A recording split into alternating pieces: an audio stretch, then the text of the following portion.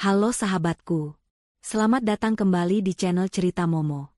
Apa jadinya jika takdir mempertemukan kita kembali dengan orang yang dulu paling menyakiti hati? Bayangkan, dulu dia begitu sombong mengusir istrinya, tapi kini kita melihatnya sedang mengais sisa makanan di tumpukan sampah.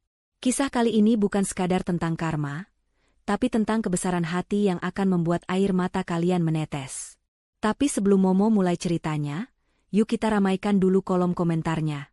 Jangan lupa tekan tombol like dan subscribe biar kalian gak ketinggalan kisah-kisah seru lainnya. Dan seperti biasa, Momo mau absen dulu nih. Coba tulis nama kalian, asal kota, dan ketik kata hadir di kolom komentar di bawah. Momo pengen tahu sahabat setia Momo ada dari kota mana saja. Sudah siap tisu? Yuk, kita langsung masuk ke ceritanya.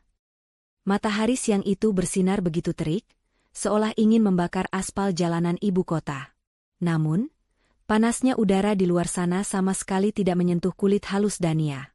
Wanita cantik itu duduk dengan anggun di kursi belakang mobil sedan mewah berwarna hitam mengkilap. Hembusan pendingin udara membuat kabin mobil terasa begitu nyaman. Dania merapikan sedikit tatanan rambutnya sambil melirik jam tangan mahal yang melingkar di pergelangan tangannya. Ia baru saja selesai meeting dengan klien besar dan hasilnya sangat memuaskan. Hidupnya kini nyaris sempurna. Karir cemerlang, harta berlimpah, dan ketenangan hati yang sudah lama ia perjuangkan. "Pak, nanti mampir ke toko kue sebentar ya, saya mau belikan oleh-oleh buat ibu di rumah," ucap Dania lembut kepada sopir pribadinya. "Baik, Bu Dania," jawab sang sopir dengan sopan. Mobil perlahan melambat saat mendekati perempatan jalan utama. Lampu lalu lintas berubah menjadi merah, memaksa deretan kendaraan mewah dan sepeda motor untuk berhenti sejenak. Dania menghela napas panjang, mengalihkan pandangannya keluar jendela kaca mobil yang gelap. Pemandangan hiruk-pikuk jalanan selalu menjadi tontonan bisu baginya di sela-sela kesibukan. Tepat di trotoar sebelah kiri mobilnya berhenti, mata Dania menangkap sosok seorang laki-laki yang sedang mengais-ngais tempat sampah besar berwarna hijau. Pakaian laki-laki itu lusuh, warnanya sudah tidak jelas lagi antara abu-abu atau coklat karena tertutup debu jalanan. Topi kumal menutupi sebagian wajahnya yang berkeringat. Di punggungnya, tersampir sebuah karung goni besar yang tampak berat, berisi botol-botol plastik bekas dan kardus-kardus kotor. Dania mengernyitkan dahi. Ada sesuatu pada gerak-gerik pemulung itu yang terasa tidak asing. Cara dia membungkuk, cara dia menyeka keringat di dahinya dengan punggung tangan. Dania merasa seperti pernah melihat gerakan itu ribuan kali sebelumnya. Jantungnya tiba-tiba berdetak lebih cepat tanpa alasan yang jelas. Tiba-tiba, laki-laki pemulung itu menoleh ke arah jalan, tepat ke arah mobil Dania berada, seolah menyadari ada yang memperhatikannya. Saat itulah, waktu seakan berhenti bagi Dania. Mata Dania membelalak lebar. Napasnya tercekat di tenggorokan.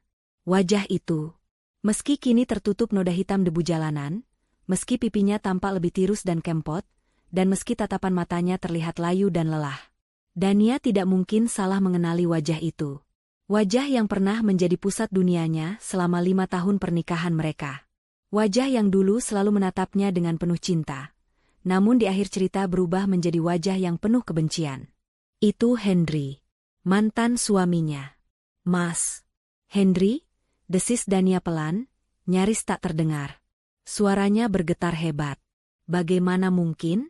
Henry yang ia kenal adalah sosok yang gila hormat. Henry yang selalu memakai kemeja bermerek licin tanpa setrikaan yang salah. Henry yang tidak akan sudi menginjakan kakinya di tempat kotor, apalagi mengais sampah. Tapi kenyataan di depan matanya ini begitu menampar logika. Laki-laki itu sedang memegang sebuah botol plastik penyok, lalu memasukkannya ke dalam karung goni. Ingatan Dania seketika terlempar mundur paksa ke masa lalu. Masa-masa kelam 3 tahun yang lalu. Saat itu, di ruang tamu rumah mereka yang megah, Henry berdiri berkacak pinggang dengan wajah merah padam. Di sebelahnya berdiri Vala, wanita muda yang saat itu sedang hamil muda, hasil perselingkuhan mereka. Vala tersenyum sinis, seolah dialah pemenang dalam drama rumah tangga itu. "Mulai hari ini, kamu angkat kaki dari rumah ini, Dania," bentak Henry saat itu. Suaranya menggelegar, membuat Dania yang sedang menangis bersimpuh di lantai semakin gemetar. "Tapi Mas, Ini rumah kita, aku istri kamu. Ishak Dania memohon. Istri yang tidak berguna, potong Henry kasar. Lihat Fala. Dia bisa memberikan apa yang tidak bisa kamu berikan. Dia wanita yang pantas mendampingi aku. Kamu itu cuma benalu di sini. Perusahaan sedang naik daun, aku butuh pendamping yang berkelas, bukan wanita kampungan yang hanya bisa menghabiskan uang belanja seperti kamu. Kata-kata itu begitu tajam, mengiris hati Dania hingga ke bagian terdalam. Henry bahkan tega menyeret koper baju Dania dan melemparkannya ke halaman rumah saat hujan deras turun. Pergi. Jangan pernah kembali lagi mengemis padaku. Jangan harap kamu dapat 1 rupiah pun dari hartaku. Teriak Henry kala itu, sambil merangkul Fala yang tertawa puas melihat penderitaan Dania. Dania ingat betul bagaimana ia berjalan gontai meninggalkan gerbang rumah mewah itu di bawah guyuran hujan, dengan hati yang hancur lebur dan harga diri yang diinjak-injak. Suara klakson panjang membuyarkan lamunan Dania. Lampu sudah berubah hijau. Mobil kembali melaju perlahan, meninggalkan sosok Henry yang masih sibuk mengikat karung goninya di pinggir jalan. Dania menoleh ke belakang, menatap sosok itu yang semakin mengecil dan akhirnya hilang di tikungan jalan. Dadanya sesak. Bukan karena rindu, tapi karena rasa syok yang luar biasa. Dulu Henry yang membuangnya seperti sampah.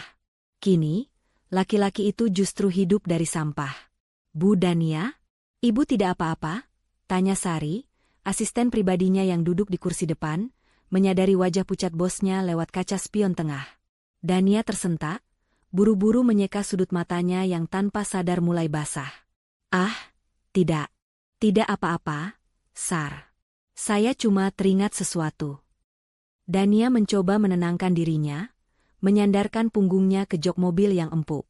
Tapi bayangan Henry dengan pakaian lusuh itu terus menari-nari di pelupuk matanya. Pertanyaan demi pertanyaan mulai bermunculan di benaknya. Apa yang terjadi? Bukankah perusahaan Henry sangat sukses? Di mana Fala? Di mana anak yang dulu dibangga-banggakan Henry sehingga ia tega mengusir istri sahnya? Kenapa Henry bisa jatuh semiskin ini, sampai harus menjadi pemulung di jalanan? Rasa penasaran itu perlahan mengalahkan rasa sakit hatinya. Ada teka-teki besar di balik kehancuran hidup mantan suaminya itu. Dan entah kenapa, hati kecil Dania berbisik bahwa ia harus mencari tahu jawabannya. Bukan untuk menolong, pikir Dania mencoba menyangkal, tapi hanya untuk memastikan bahwa apa yang dilihatnya tadi bukanlah mimpi. Putar balik, Pak. Perintah Dania tiba-tiba, suaranya tegas namun menyimpan getaran emosi. Maksudnya, Bu, kita kembali ke arah kantor? Tanya sopirnya bingung. Bukan. Putar balik ke jalan tadi. Saya ingin memastikan sesuatu, jawab Dania sambil menatap lurus ke depan. Tangannya meremas tas kerjanya dengan erat. Ia harus melihatnya sekali lagi. Ia harus yakin bahwa pemulung itu benar-benar Henry, laki-laki yang dulu pernah menjadi rajanya, sekaligus penghancur hidupnya. Mobil mewah itu berputar arah dengan mulus, kembali menyusuri jalanan yang baru saja mereka lewati. Jantung Dania berpacu semakin kencang, seirama dengan deru halus mesin mobilnya. Matanya menyisir trotoar dengan teliti, takut kehilangan jejak sosok yang baru saja menggoncang ketenangannya. Itu dia, Bu, tunjuk Pak sopir pelan. Di sana, sekitar 100 meter di depan, laki-laki itu sedang berjalan tertatih-tatih memikul karung goninya yang tampak semakin berat. Langkahnya pincang, seolah menahan sakit di salah satu kakinya. Pemandangan itu begitu kontras dengan ingatan Dania tentang Henry yang selalu berjalan tegap penuh percaya diri, dengan sepatu kulit mengkilap berharga jutaan rupiah. Jalan pelan-pelan, Pak. Jangan sampai dia sadar kita ikuti. Jaga jarak, perintah Dania dengan suara tertahan. Sari, yang duduk di kursi depan, menoleh ke belakang dengan wajah penuh tanda tanya. Ia belum pernah melihat bosnya sepenasaran ini pada orang asing, apalagi seorang pemulung. Ibu kenal orang itu? Apa dia kerabat ibu? Tanya Sari hati-hati. Dania terdiam sejenak, matanya tak lepas dari punggung laki-laki di depannya. Dia orang yang pernah sangat saya kenal. Sar. Dulu, dia hidupnya jauh lebih mewah dari kita semua di mobil ini. Mobil terus merayap pelan. Mereka mengikuti Henry yang berbelok meninggalkan jalan raya utama, masuk ke jalan-jalan tikus yang lebih kecil dan berdebu. Semakin jauh mereka mengikuti, pemandangan kota yang megah perlahan berganti menjadi deretan bangunan kusam dan lingkungan yang padat. Hendry sesekali berhenti untuk memungut botol plastik yang tergeletak di selokan, lalu kembali memikul karungnya. Tidak ada rasa jijik di wajahnya, hanya kepasrahan yang mendalam. Dania meremas tangannya sendiri melihat itu. Dulu, Hendry pernah memecat seorang pembantu rumah tangga hanya karena ada setitik debu di meja kerjanya. Kini, dia justru bergumul dengan kotoran setiap detiknya. Setelah hampir setengah jam membuntuti, mobil mereka terpaksa berhenti di ujung sebuah gang sempit yang becek. Jalan itu terlalu kecil untuk dilewati mobil. Di depan sana, terlihat kawasan pemukiman kumuh di bantaran kali yang padat dan semrawut. Atap-atap rumah di sana saling bertumpuk, terbuat dari seng berkarat, terpal bekas, dan triplek sisa bangunan. "Kita tidak bisa masuk, Bu," lapor sopir. Hendry terlihat terus berjalan masuk ke dalam gang itu, menembus kerumunan anak-anak kecil yang berlarian tanpa alas kaki. "Saya akan turun," ucap Dania tegas sambil membuka pintu mobil. "Tapi Bu Dania, tempat itu kotor dan mungkin tidak aman." Sari mencoba mencegah, khawatir melihat penampilan Dania yang sangat mencolok dengan blazer rapi dan sepatu hak tinggi. "Temani saya, Sar. Kamu ikut saya." "Pak sopir tunggu di sini, kunci pintunya," perintah Dania tak terbantahkan.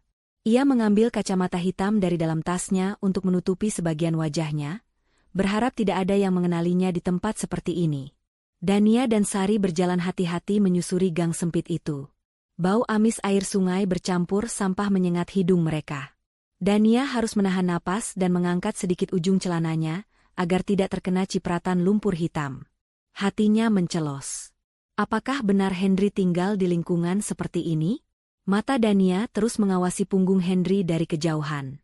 Laki-laki itu berbelok ke sebuah area yang lebih sepi di pinggiran kali. Di sana berdiri sebuah gubuk reot yang lebih mirip kandang ayam daripada rumah manusia. Dindingnya hanya terbuat dari kardus bekas kulkas yang ditambal plastik hitam. Pintunya miring, nyaris lepas dari engselnya. Dania bersembunyi di balik tembok sebuah warung kecil yang tutup, mengintip apa yang dilakukan Hendry. Hendry meletakkan karung goninya di depan gubuk itu. Ia duduk di sebuah bangku kayu panjang yang sudah lapuk, melepas topinya, dan mengusap wajahnya yang kusam dengan handuk kecil yang sudah dekil.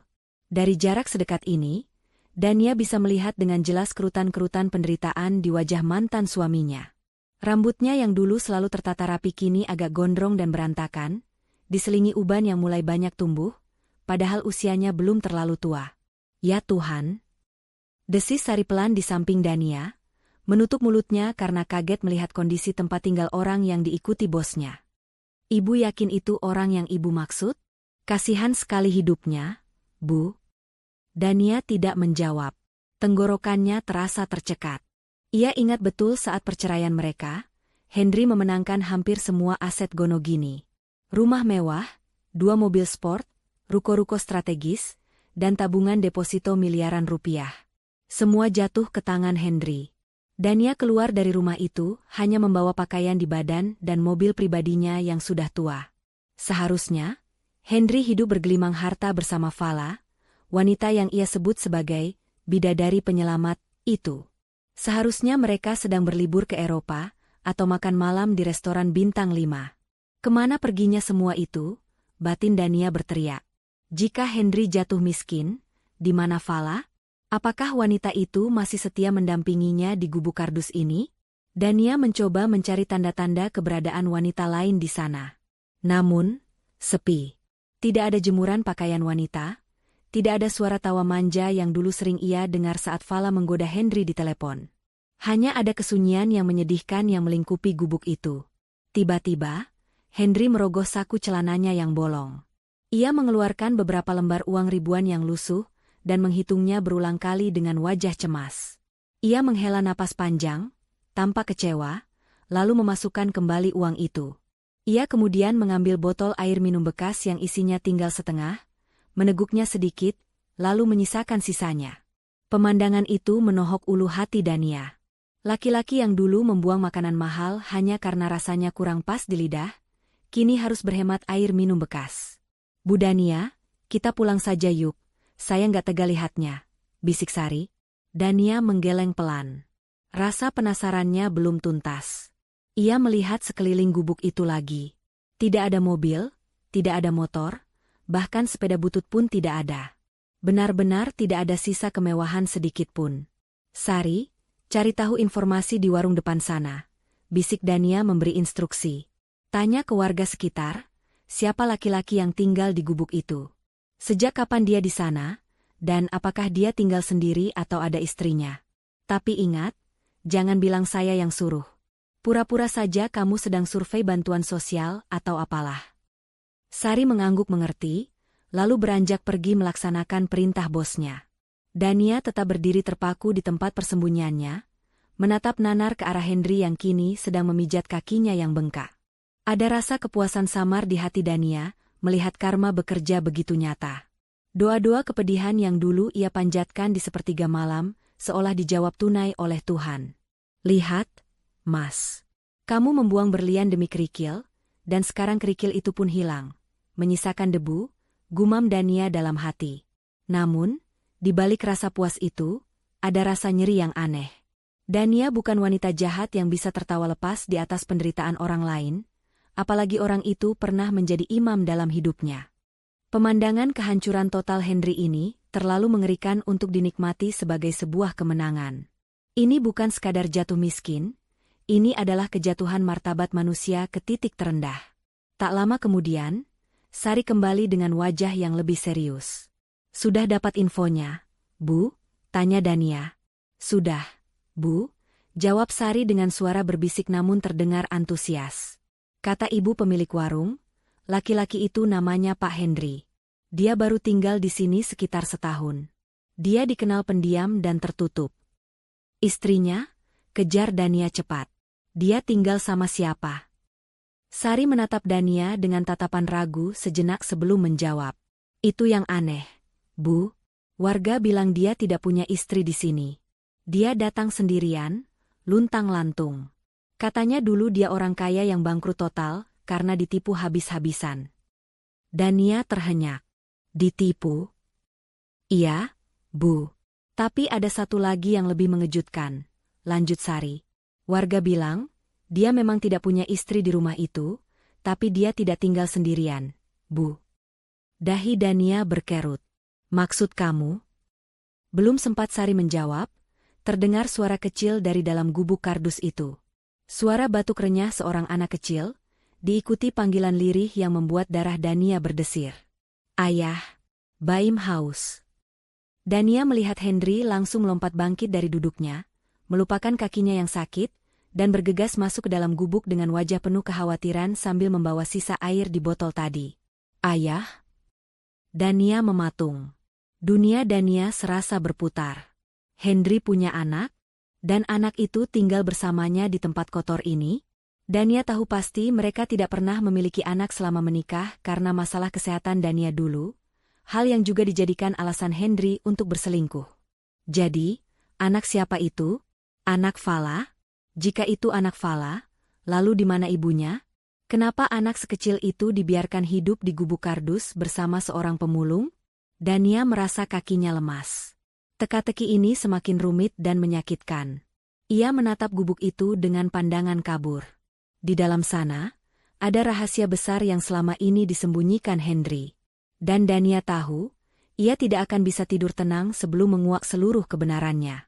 Malam itu, kemewahan apartemen penthouse milik Dania terasa begitu dingin dan sepi. Lampu kristal yang menggantung indah di langit-langit, seolah menatapnya dengan tatapan kosong. Dania duduk di sofa kulit impornya, segelas teh hangat di tangannya sudah tidak lagi mengepulkan asap. Pikirannya tidak berada di ruangan itu. Jiwanya masih tertinggal di gubuk kardus pinggir kali yang ia datangi siang tadi. Suara batuk anak kecil itu, Ayah, Baim haus, terus terngiang seperti rekaman rusak di kepala Dania. Siapa Baim? Pertanyaan itu menyiksa batinnya. Jika itu anak Fala, betapa kejamnya wanita itu membiarkan darah dagingnya hidup di tempat yang bahkan tikus pun enggan bersarang. Dania tidak bisa membiarkan rasa penasaran ini membusuk di kepalanya. Ia meletakkan gelas tehnya dengan kasar di meja, lalu meraih ponsel pintarnya. Dania menekan sebuah nomor yang sudah lama tidak ia hubungi. Pak Burhan. Dia adalah mantan pengacara perusahaan Henry, orang kepercayaan yang dulu mengurus perceraian mereka. Dania tahu, Pak Burhan adalah orang yang lurus. Dia hanya bekerja profesional meski hatinya berat saat melihat Dania diusir dulu. "Halo, Pak Burhan. Ini Dania," sapanya to the pound. Ada jeda panjang di seberang sana, sebelum suara bariton tua itu menjawab dengan nada terkejut. "Bu Dania? Astaga, apa kabar, Bu? Sudah lama sekali. Saya dengar bisnis Ibu di bidang properti sedang meroket. Selamat ya, Bu." "Terima kasih, Pak.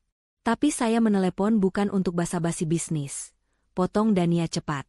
"Saya ingin tahu tentang Henry." Hening kembali menyelimuti sambungan telepon. "Pak Burhan," desak Dania. "Saya melihatnya hari ini. Di jalanan. Jadi pemulung. Apa yang sebenarnya terjadi? Saya butuh kebenaran, bukan gosip." Terdengar helaan napas berat dari ujung telepon. "Saya pikir Ibu sudah tahu. Berita kehancuran Pak Henry sempat ramai di kalangan pebisnis 2 tahun lalu, Bu. Tapi mungkin karena Ibu memblokir semua akses informasi tentang beliau, Ibu jadi terlewat." "Ceritakan, Pak. Semuanya," pinta Dania tegas. "Baiklah, Bu." Pak Burhan memulai ceritanya, suaranya terdengar prihatin. "Setahun setelah Ibu pergi, Pak Henry memang seperti orang yang sedang di atas angin. Bisnis lancar, dan dia sangat memanjakan istri barunya, Bu Fala. Apapun yang diminta Bu Fala, pasti dituruti. Mulai dari mobil sport, liburan ke Eropa, sampai perhiasan berlian." Dania mencengkeram ponselnya erat-erat. Hatinya perih mendengar betapa mudahnya Henry memberikan segalanya pada wanita itu, sementara dulu Dania harus berdebat hanya untuk merenovasi dapur yang bocor. Lalu, bencana itu datang. Lanjut Pak Burhan. Bu Fala mengenalkan seorang rekan bisnis kepada Pak Henry. Namanya Riko. Katanya dia punya proyek tambang batu bara dengan keuntungan fantastis. Karena percaya buta pada istrinya, Pak Henry tidak melakukan pengecekan mendalam. Dia menggelontorkan hampir seluruh modal perusahaan, bahkan menggadaikan sertifikat rumah dan aset-aset ruko untuk investasi itu.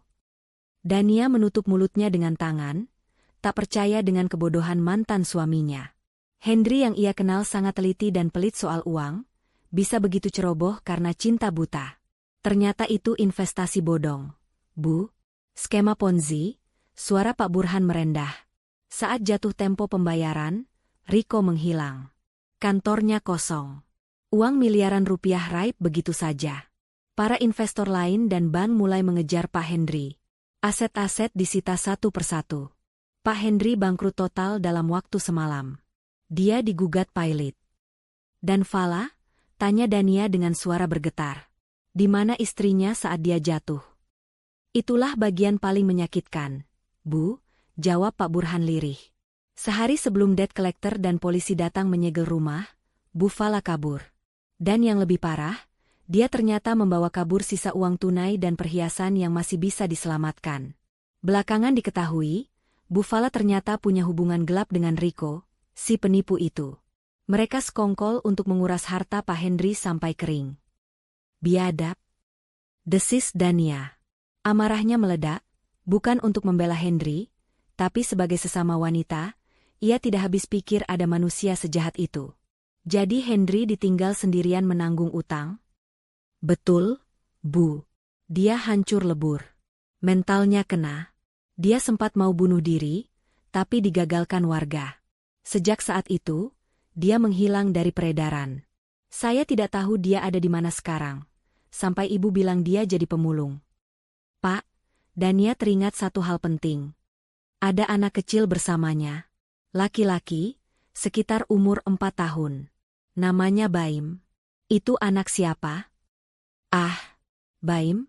Suara Pak Burhan terdengar sedih. "Itu anak kandung Pak Henry dan Bu Fala.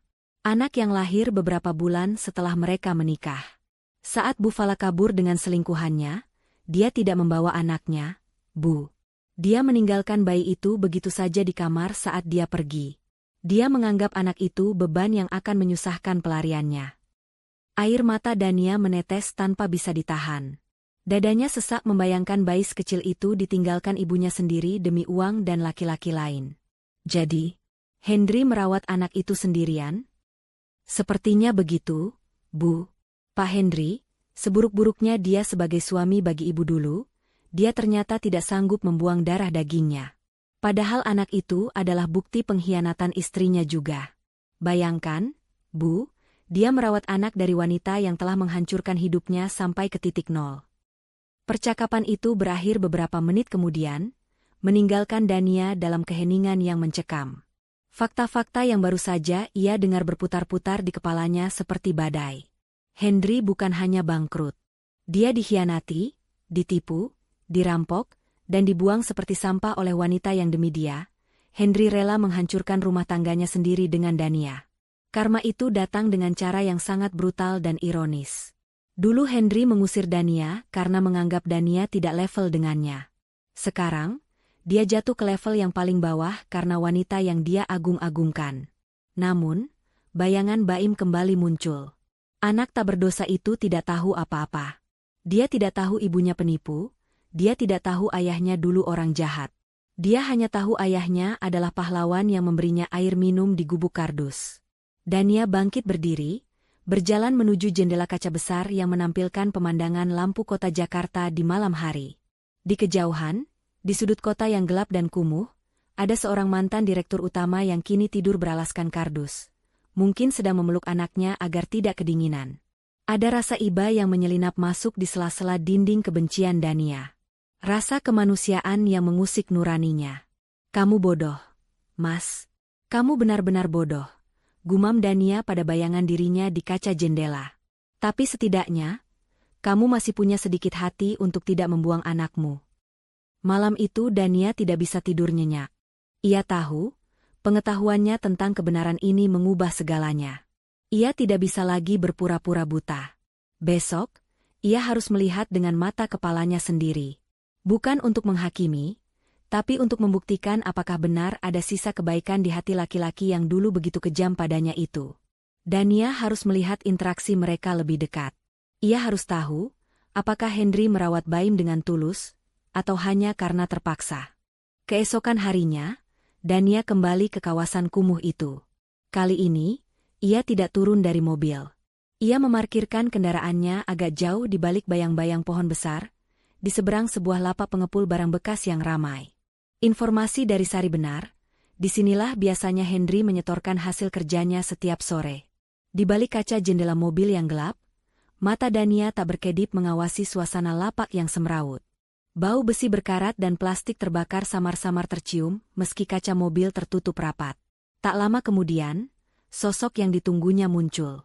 Henry berjalan menyeret karung goninya yang tampak tidak terlalu penuh hari ini.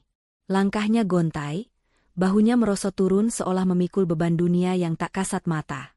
Keringat membanjiri kaos oblongnya yang sudah bolong di bagian punggung. Dania melihat Henry meletakkan karungnya di depan timbangan. Seorang pria bertubuh gempal dengan tato di lengan, sang pemilik lapak, menendang pelan karung itu dengan ujung kakinya, lalu mendengus kasar. Cuma segini, Hen? Seharian ngapain aja lo? Tidur? Bentak pemilik lapak itu. Suaranya cukup keras, hingga terdengar samar oleh Dania. Henry tampak menunduk, meremas topinya. Gestur tubuh yang sangat asing bagi Dania. Dulu, Henry adalah orang yang selalu mendongakkan dagu, tidak pernah mau kalah debat, dan selalu merasa dirinya paling benar. Kini, dia berdiri membungkuk seperti kerupuk yang layu disiram air, menerima makian dari orang yang pendidikan dan status sosialnya jauh di bawah Henry di masa lalu. Maaf, Bang. Saingannya banyak hari ini. Kaki saya juga lagi kumat sakitnya. Jawab Henry pelan, suaranya terdengar serak. Alasan mulu lo. Nih, denger ya, harga plastik lagi anjlok. Ini gue hargain ceban, 10.000 aja. Mau nggak? Kalau nggak mau, bawa balik sana sampah lo. Si pemilik lapak melemparkan beberapa lembar uang kertas yang sudah lecek ke wajah Henry. Uang itu melayang dan jatuh ke tanah becek. Dania menahan napas. Tangannya mencengkeram jok mobil. Hatinya bergejolak antara rasa kasihan dan kaget. Harga diri Henry benar-benar sudah tidak ada harganya lagi. Dania ingat, dulu Henry pernah melempar uang jutaan rupiah ke muka Dania, hanya karena Dania lupa menyemir sepatu kerjanya. Ambil itu buat beli otak baru. teriak Henry dulu. Sekarang, karma itu berbalik dengan presisi yang mengerikan. Henry harus berjongkok, memunguti uang receh yang dilempar ke tanah yang kotor demi menyambung hidup. Henry memungut uang itu dengan tangan gemetar, membersihkan noda lumpur yang menempel pada lembaran kertas lusuh itu, lalu mengangguk sopan pada si pemilik lapak. "Makasih, Bang. Makasih." Ia berbalik pergi.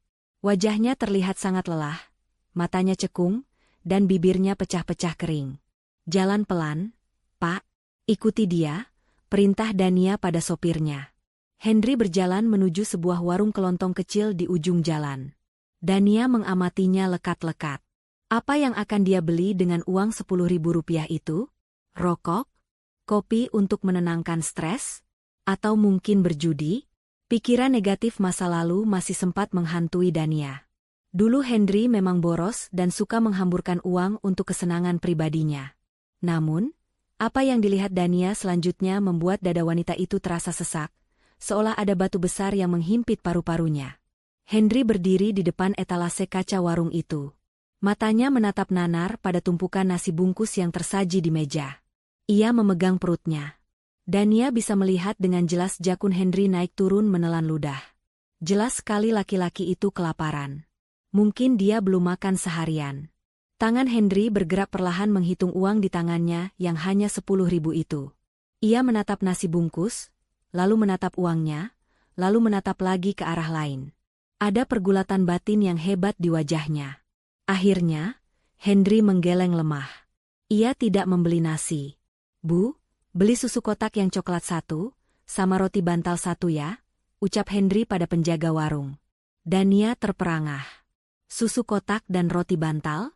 Itu bukan makanan untuk laki-laki dewasa yang kelaparan. Itu jajanan anak-anak. Henry menyerahkan hampir seluruh uangnya. Penjaga warung memberikan kembalian berupa uang koin recehan, mungkin hanya 500 atau 1.000 perak. Henry menatap sisa uang di tangannya dengan tatapan kosong, lalu memasukkannya ke saku. Ia tidak jadi makan. Ia mengorbankan rasa laparnya demi membelikan susu dan roti. "Untuk Baim," gumam Dania lirih di dalam mobil. Matanya mulai terasa panas. Pemandangan ini menghancurkan pertahanan kebencian Dania. Jika Henry masih egois seperti dulu, dia pasti akan membeli nasi kenyang untuk dirinya sendiri dan membiarkan anaknya makan sisa atau minum air putih saja. Tapi tidak. Henry yang sekarang, dengan perut keroncongan, berjalan tertatih membawa kantong kresek hitam berisi susu, seolah itu adalah harta karun paling berharga di dunia. Dania melihat Henry berhenti sebentar di pinggir jalan untuk meminum air keran dari sebuah masjid, sekadar untuk mengganjal perutnya yang kosong, sebelum melanjutkan perjalanan pulang ke gubuknya. "Bu Dania, Ibu menangis?" tanya Sari hati-hati, menyodorkan selembar tisu. Dania buru-buru menyeka pipinya. Ia tidak sadar air matanya sudah jatuh. "Saya nggak nyangka, Sar, manusia bisa berubah sedrastis itu. Dulu dia rela makan steak mahal dan membiarkan saya makan mie instan di rumah. Sekarang dia rela kelaparan demi anak itu. Mungkin penderitaan mengajarkan dia jadi manusia." "Bu," sahut Sari bijak. Mobil mereka terus merayap pelan mengikuti Henry dari kejauhan, hingga laki-laki itu sampai di depan gubuk kardusnya. Dari kejauhan, Dania melihat pintu gubuk terbuka. Seorang bocah kecil kurus berlari keluar. Itu pasti Baim. Bocah itu menyambut Henry dengan riang, memeluk kaki ayahnya yang kotor tanpa rasa jijik sedikitpun. Henry langsung berjongkok, mensejajarkan tingginya dengan sang anak. Wajah lelahnya seketika sirna, berganti dengan senyum paling tulus yang pernah Dania lihat. Senyum yang dulu, saat awal pernikahan, pernah menjadi milik Dania. Henry mengeluarkan susu kotak dan roti dari kantong kresek. Mata Baim berbinar-binar kegirangan, seolah baru saja mendapatkan mainan mahal. Bocah itu langsung menusuk sedotan susu dan meminumnya dengan lahap. Henry hanya menatapnya sambil tersenyum. Sesekali mengelus kepala anaknya dengan tangan kasarnya. Ia tidak makan apa-apa, tapi wajahnya terlihat kenyang hanya dengan melihat anaknya makan. Dania memalingkan wajahnya, tidak sanggup lagi melihat pemandangan itu. Hatinya teriris. Rasa benci itu memang masih ada. Sisa luka pengkhianatan itu belum sembuh total. Tapi rasa kemanusiaan Dania berteriak lebih kencang. Di sana, di gubuk reot itu, ada seorang ayah yang sedang berjuang mati-matian menebus dosa masa lalunya dengan mencintai satu-satunya hal baik yang tersisa dalam hidupnya. Kita pulang, Pak, perintah Dania dengan suara parau. Baik, Bu. Saat mobil mewah itu menjauh meninggalkan kawasan kumuh, Dania menyandarkan kepalanya ke jendela. Pikirannya melayang. Ia tahu ia tidak bisa diam saja setelah melihat semua ini. Bukan soal cinta lama yang bersemi kembali, sama sekali bukan. Ini soal hati nurani. Dania merasa Tuhan tidak mempertemukan mereka kembali, hanya untuk menjadi penonton penderitaan. Ada sesuatu yang harus ia lakukan. Tapi apa? Dan apakah dia siap menghadapi Henry secara langsung? Pertanyaan itu terus berputar di benak Dania. Sementara bayangan Henry yang menahan lapar demi sekotak susu terus menghantui sepanjang perjalanan pulang. Pria itu bukan lagi sampah di mata Dania. Dia adalah manusia yang sedang belajar menjadi manusia. 2 hari berlalu sejak kejadian di warung itu, namun bayangan Henry dan anaknya masih melekat erat di benak Dania, seperti noda tinta yang sulit hilang. Pekerjaan di kantor menumpuk, berkas-berkas penting menunggu tanda tangannya, namun konsentrasi Dania buyar. Hatinya tidak tenang. Rasa ingin tahunya kini bercampur dengan dorongan aneh untuk melihat lebih dekat. Bukan dari balik kaca mobil yang aman, melainkan dari jarak pandang yang nyata. Sore itu, Dania memutuskan melakukan sesuatu yang gila. Ia menanggalkan blazer mahalnya, menggantinya dengan kaos oblong polos dan celana jeans yang biasa. Ia mengenakan topi lebar dan masker kesehatan untuk menutupi sebagian besar wajahnya. Ia tidak ingin dikenali sebagai Bu Dania sang pengusaha sukses. Hari ini, ia hanya ingin menjadi orang asing yang lewat. Ibu yakin mau masuk ke sana jalan kaki? Tanya Sari dengan wajah cemas saat mobil mereka berhenti di mulut gang kumuh itu lagi. Saya harus mendengar sendiri, Sar. Saya harus melihat dari dekat bagaimana dia memperlakukan anak itu. Firasat saya mengatakan ada hal lain yang belum saya ketahui, jawab Dania tegas. Dania turun, meminta Sari menunggu di mobil agar tidak mencolok. Ia melangkah sendirian memasuki labirin gang sempit itu. Bau selokan yang menguap dan aroma sampah basah langsung menyergap penciumannya, membuatnya sedikit mual. Namun, Dania menahan napas dan terus melangkah. Kakinya yang terbiasa menginjak lantai marmer kini, harus berhati-hati memijak tanah becek bercampur limbah rumah tangga. Jantung Dania berdegup kencang saat gubuk kardus milik Henry mulai terlihat di ujung pandangan. Gubuk itu tampak lebih menyedihkan dari jarak dekat. Atapnya dari terpal biru yang sudah robek di sana-sini, dindingnya hanya tempelan kardus bekas kulkas dan triplek sisa proyek. Angin sore bertiup kencang, membuat gubuk itu sedikit bergoyang, seolah bisa rubuh kapan saja. Dania mengendap-endap mendekat. Ia bersembunyi di balik tumpukan ban bekas di samping gubuk tetangga yang kosong. Jaraknya hanya beberapa meter dari dinding kardus gubuk Henry. Karena dindingnya begitu tipis, suara dari dalam terdengar cukup jelas di telinga Dania. Ayah, Baim gatal-gatal.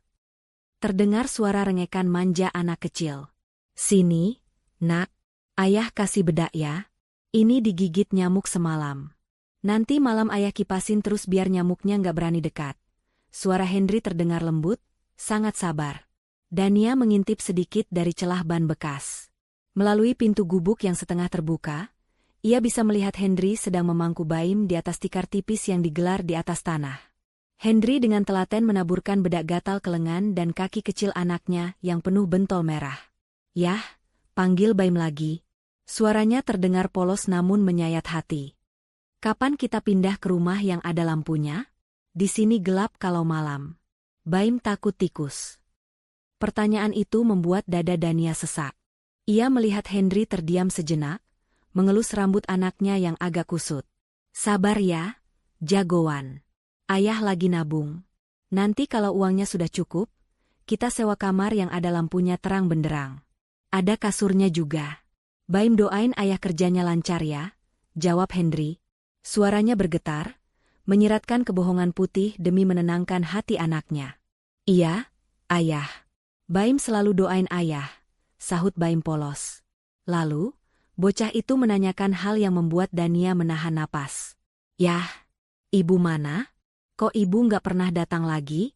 Teman Baim di sana tadi dijemput ibunya. Dania menajamkan telinganya. Ia ingin tahu bagaimana Henry akan menjawab pertanyaan ini. Apakah dia akan memaki Vala? Apakah dia akan menanamkan kebencian pada anaknya tentang ibu kandungnya yang jahat itu? Dulu, Henry adalah pendendam. Dia tidak pernah membiarkan orang yang menyakitinya lolos tanpa caci maki. Namun, jawaban Henry membuat air mata Dania jatuh tanpa permisi. Ibu lagi kerja, nak? Kerja jauh sekali, ucap Henry pelan. Ibu pergi buat cari uang, biar Baim bisa sekolah nanti. Ibu itu orang baik, dia sayang sama Baim. Cuma keadaannya lagi susah, jadi ibu belum bisa pulang. Ibu sayang Baim? Tanya bocah itu memastikan. Sayang banget. Makanya Baim gak boleh nakal, harus jadi anak pintar, biar ibu bangga nanti kalau ketemu. Bohong Henry lagi. Dania menutup mulutnya dengan tangan agar isak tangisnya tidak terdengar. Henry melindungi hati anaknya. Ia rela menelan semua rasa sakit dan pengkhianatan Vala sendirian, demi menjaga gambaran sosok ibu tetap suci di mata Baim. Henry tidak ingin Baim tumbuh dengan membenci ibunya sendiri, meskipun sang ibu telah membuang mereka seperti sampah. Ini namanya pengorbanan. Batin Dania terguncang. Laki-laki yang dulu begitu arogan, yang dulu selalu merendahkan Dania di depan teman-temannya, kini telah berubah total. Penderitaan telah menempa Henry menjadi sosok ayah yang luar biasa. Dia menanggung beban fisik dan mental sendirian, menjadi tameng bagi jiwa kecil anaknya agar tidak terluka oleh kejamnya dunia orang dewasa. Sekarang makan dulu ya. Tadi ayah dapat rezeki, bisa beli nasi uduk separuh, kata Henry sambil membuka bungkusan kecil. Dania melihat nasi bungkus itu sangat sedikit. Mungkin itu porsi sisa atau porsi termurah yang dijual. Henry menyuapi Baim dengan telaten. Ayah makan? Tanya Baim saat suapan tinggal sedikit. Ayah udah kenyang. Tadi ayah dikasih makan sama orang baik di jalan. Baim habisin ya, biar cepat besar jadi jagoan, jawab Henry sambil tersenyum, padahal Dania melihat tangan Henry memegangi perutnya sendiri yang rata. Wajahnya pucat, keringat dingin terlihat di pelipisnya. Jelas sekali Henry sedang menahan lapar yang amat sangat. Tiba-tiba, Henry meringis kesakitan. Ia memegangi kaki kanannya, kaki yang dilihat Dania pincang tempo hari.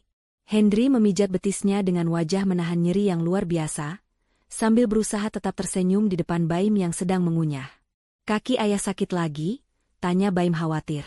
Enggak, cuma kram dikit. Biasa, kebanyakan jalan, kilah Henry cepat. Dania tidak sanggup lagi melihatnya. Hatinya hancur. Ia sadar, kebenciannya pada Henry perlahan luntur, digantikan oleh rasa iba yang mendalam. Henry memang pernah bersalah besar padanya. Henry pernah menjadi monster dalam hidup Dania. Tapi melihatnya sekarang, melihat bagaimana Tuhan menghukumnya dan bagaimana Henry menjalani hukumannya dengan ikhlas demi seorang anak, Dania merasa dendamnya sudah tidak ada artinya lagi. Dania mundur perlahan, berniat meninggalkan tempat itu sebelum pertahanannya runtuh total. Namun, nasib berkata lain.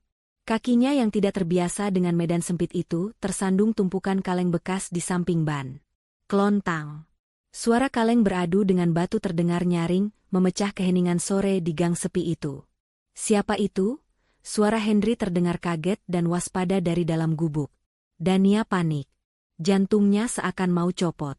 Ia hendak berbalik dan lari, tapi kakinya terpeleset tanah licin. Ia kehilangan keseimbangan dan terjatuh. Topi lebarnya terlepas, masker yang menutupi wajahnya melorot ke dagu. Di saat yang bersamaan, Henry muncul dari balik pintu gubuk dengan wajah tegang, siap melindungi anaknya dari bahaya. Mata Henry langsung tertuju pada sosok wanita yang terjatuh di dekat tumpukan sampah itu. Waktu seakan berhenti untuk kedua kalinya. Mata Henry membelalak lebar. Wajahnya yang kusam seketika memucat, lebih putih dari kertas.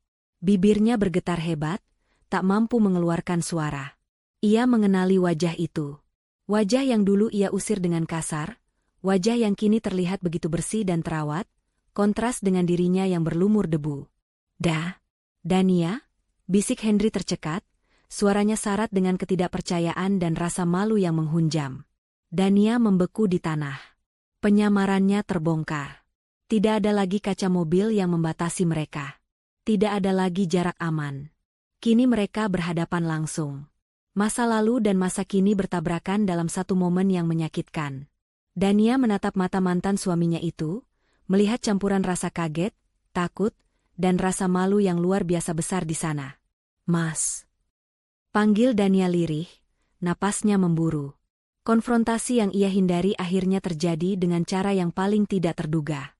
Dania tahu, setelah detik ini, hidup mereka tidak akan sama lagi. Kebenaran telah terkuak, dan kini saatnya menghadapi realita yang menyayat hati itu secara jantan. Suasana di gang sempit itu mendadak hening, seolah udara di sekitarnya tersedot habis. Tatapan mata Hendri menyiratkan horor yang nyata. Bukan ketakutan akan bahaya fisik, melainkan ketakutan akan runtuhnya sisa-sisa harga diri yang selama ini ia pertahankan mati-matian. Di hadapannya, berdiri wanita yang dulu ia ceraikan dengan sombong, wanita yang ia sebut tidak selevel dengannya, kini berdiri tegak, bersih, dan memancarkan aura kesuksesan yang menyilaukan. Sementara dirinya, Hendri sadar betul bagaimana rupanya saat ini. Bau, dekil, memakai kaos oblong bolong, dan hidup di gubuk sampah. "Pergi." Suara Hendri keluar seperti cicitan tikus yang terhimpit. Tubuhnya gemetar hebat. "Pergi kamu. Jangan lihat aku." Kepanikan mengambil alih akal sehatnya. Hendri tidak sanggup menghadapi kenyataan ini. Ia berbalik badan dengan gerakan menyentak, berniat kabur masuk ke dalam gubuk dan menutup pintu rapat-rapat. Ia ingin menghilang. Ia ingin bumi menelannya saat itu juga. Rasa malunya begitu besar, hingga rasanya membakar kulit wajahnya. Namun, tubuhnya yang rapuh tidak bisa diajak bekerja sama. Saat ia mencoba berputar cepat dengan kaki kanannya yang cedera, rasa nyeri yang tajam menusuk tulang keringnya. Kaki itu tidak kuat menahan beban tubuhnya yang mendadak goyah karena panik. "Arg!" Hendri mengerang tertahan. Tubuhnya limbung. Ia mencoba menggapai tiang penyangga gubuknya, tapi tiang bambu lapuk itu tak cukup kuat menahannya. Hendri jatuh tersungkur keras ke tanah becek di depan pintu gubuknya sendiri. Wajahnya nyaris mencium lumpur hitam sisa air hujan. Karung goni berisi botol bekas yang ada di dekat pintu ikut terguling, menumpahkan isinya yang berserakan, menambah kesan menyedihkan pada pemandangan itu. "Mas Hendri," jerit Dania refleks. Dania melupakan rasa kagetnya. Naluri kemanusiaannya bergerak lebih cepat daripada egonya. Ia berlari kecil mendekati mantan suaminya yang terjerembab di tanah. Ia berlutut, tidak peduli celana jeans bersihnya kini ternoda lumpur kotor gang itu. Tangan Dania terulur hendak memegang bahu Hendri untuk membantunya bangun. Namun, sebelum tangan halus itu menyentuh kulitnya yang kusam, Hendri menepisnya dengan kasar. "Jangan sentuh," bentak Hendri histeris. Ia menyeret tubuhnya mundur di atas tanah, menjauhi Dania seolah sentuhan wanita itu adalah api yang membakar. Matanya merah, berair, dipenuhi campuran amarah dan rasa hina yang amat sangat. "Jangan sentuh aku dengan tanganmu itu. Aku kotor. Aku menjijikan," teriak Hendri dengan suara parau yang pecah. "Kamu puas sekarang? Hah? Kamu datang ke sini mau menertawakan aku? Kamu mau lihat karma bekerja? Nih, lihat, lihat sepuasmu. Aku sudah jadi sampah. Puas kamu, Dania?" Dania terpaku. Tangannya menggantung di udara. Hatinya mencelos melihat reaksi defensif Hendri yang begitu ekstrim.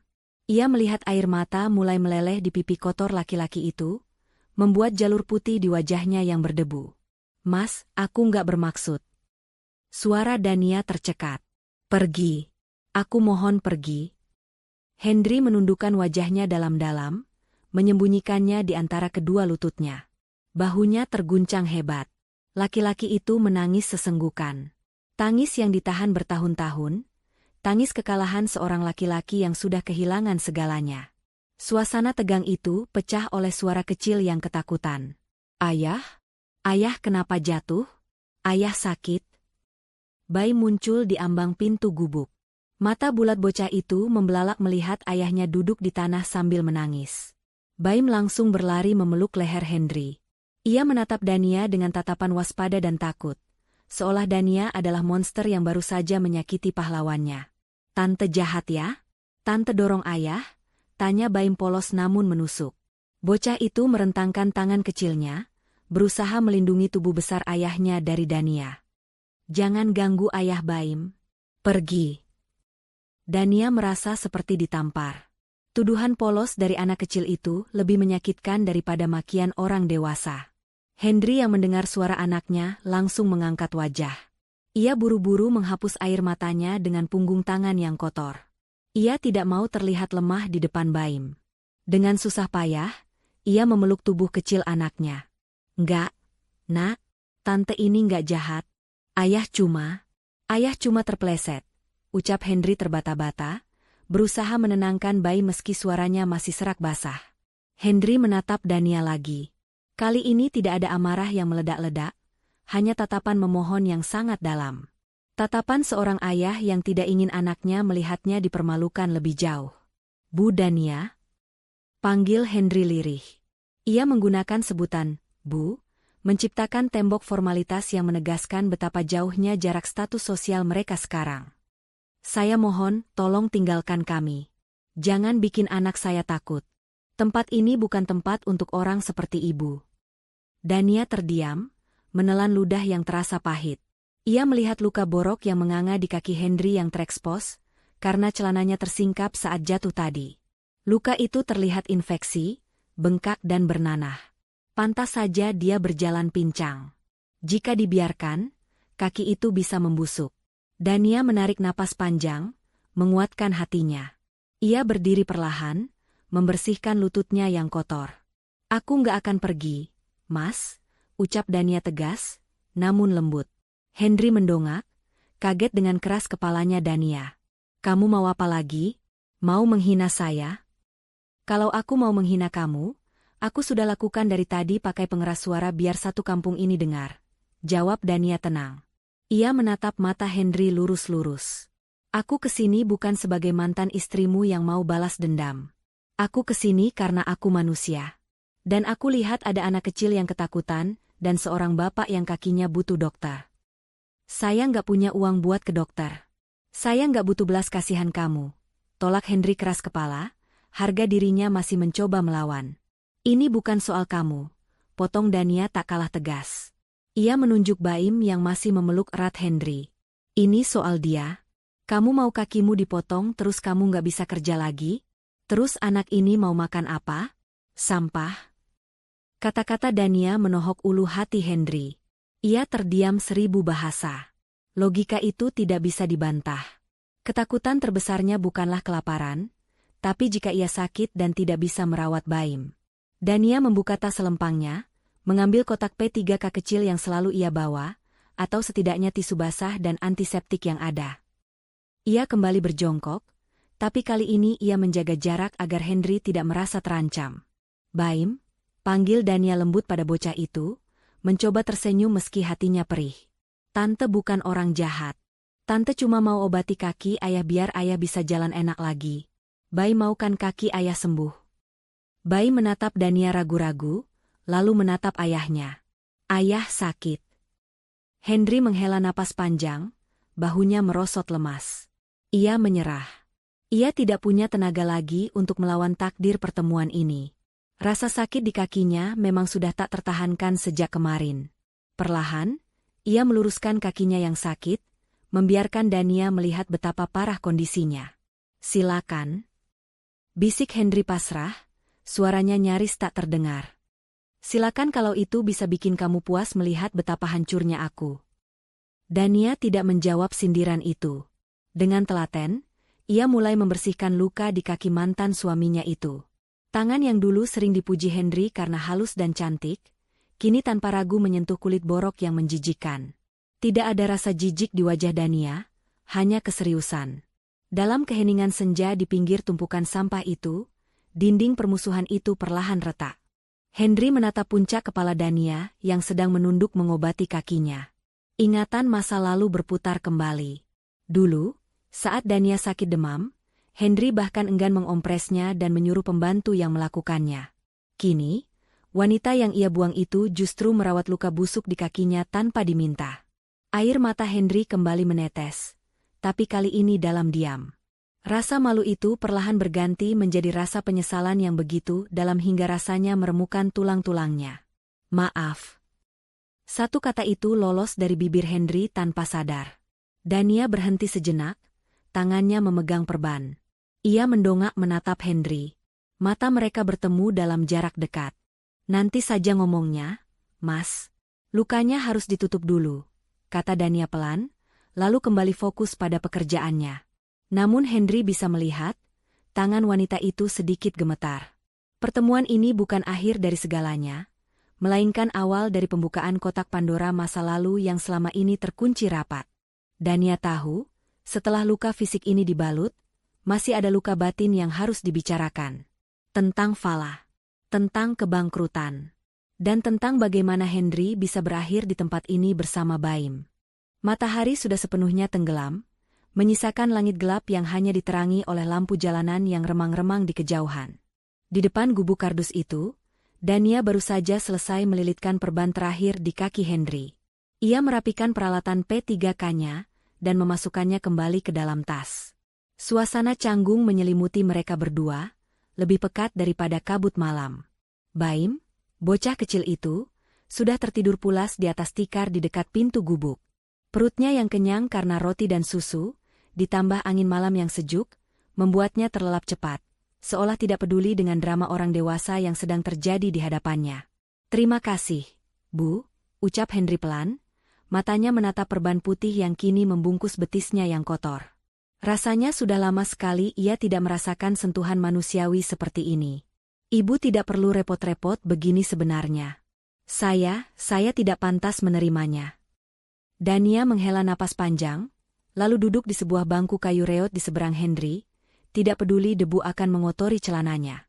Ia menatap lurus ke mata mantan suaminya. "Sekarang cerita, Mas," tagih Dania dengan suara datar namun menuntut. "Jangan ada yang ditutupi lagi. Aku mau tahu semuanya. Kenapa kamu bisa berakhir di tempat sampah ini? Dan di mana perempuan itu? Di mana Fala?" Mendengar nama Fala disebut, wajah Henry menegang. Rahangnya mengeras, ada kilatan amarah yang bercampur dengan rasa sakit yang mendalam di matanya. Ia menunduk, memainkan jemarinya yang kasar. "Dia pergi, Bu," jawab Henry lirih. "Dia pergi membawa semua sisa uangku saat aku sedang sekarat." Henry mulai bercerita. Suaranya serak, sesekali terhenti karena menahan isak tangis yang tertahan di tenggorokan. Ia menceritakan bagaimana setahun setelah mengusir Dania, hidupnya terasa seperti di surga. Bisnis lancar, uang mengalir deras, dan Fala memperlakukannya bak raja. Namun, itu semua ternyata hanya ilusi. "Aku buta, Bu. Aku terlalu mencintai dia sampai aku lupa logika. Aku Henry pahit. Dia mengenalkan aku pada investasi tambang itu. Katanya untungnya besar. Aku pertaruhkan semuanya. Rumah, ruko, tanah warisan orang tua, semuanya aku jual dan gadaikan demi modal itu. Aku pikir, ini demi masa depan kami dan Baim." Dania mendengarkan dengan seksama, tangannya mengepal erat menahan emosi. Kebodohan Henry memang luar biasa, tapi kekejaman Fala jauh lebih mengerikan. "Ternyata itu jebakan," lanjut Henry, suaranya mulai bergetar. "Saat uang sudah masuk semua, orang yang bawa uang itu kabur. Polisi bilang itu sindikat. Dan saat aku pulang ke rumah dengan keadaan panik, mau ngadu ke Fala, rumah sudah kosong." Henry mengangkat wajahnya, menatap Dania dengan mata yang basah.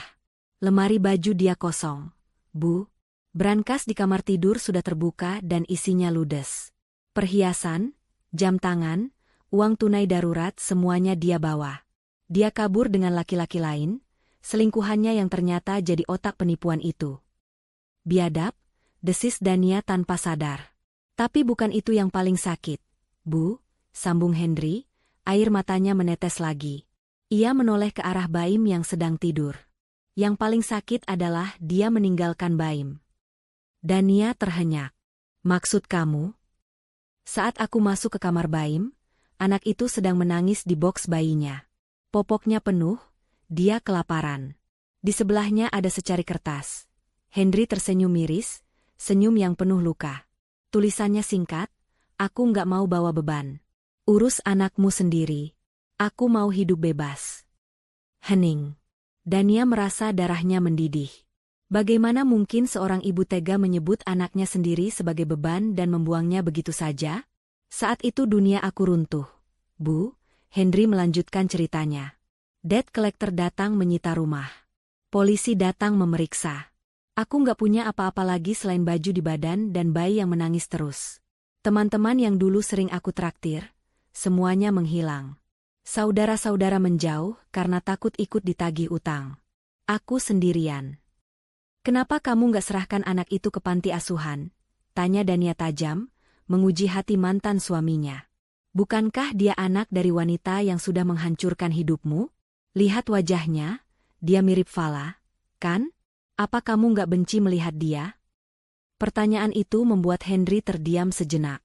Ia menatap wajah polos Baim dengan tatapan yang sulit diartikan. Ada kesedihan, tapi juga ada kasih sayang yang besar di sana. Awalnya aku berpikir begitu, Bu, jujur Henry. Jujur, hari-hari pertama kami di jalanan, saat aku harus tidur di emperan toko dan Baim rewel minta susu, aku sempat berpikir mau menaruh dia di depan panti asuhan. Aku benci ibunya.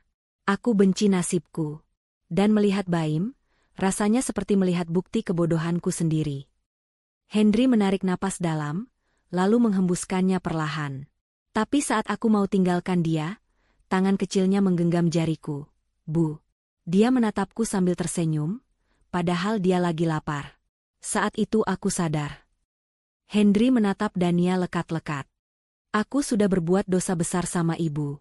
Aku sudah jadi suami yang jahat, yang membuang istri setia demi wanita iblis. Tuhan sudah menghukum aku dengan mengambil semua hartaku. Suara Henry merendah, penuh penyesalan. Kalau aku membuang Baim juga, apa bedanya aku sama binatang?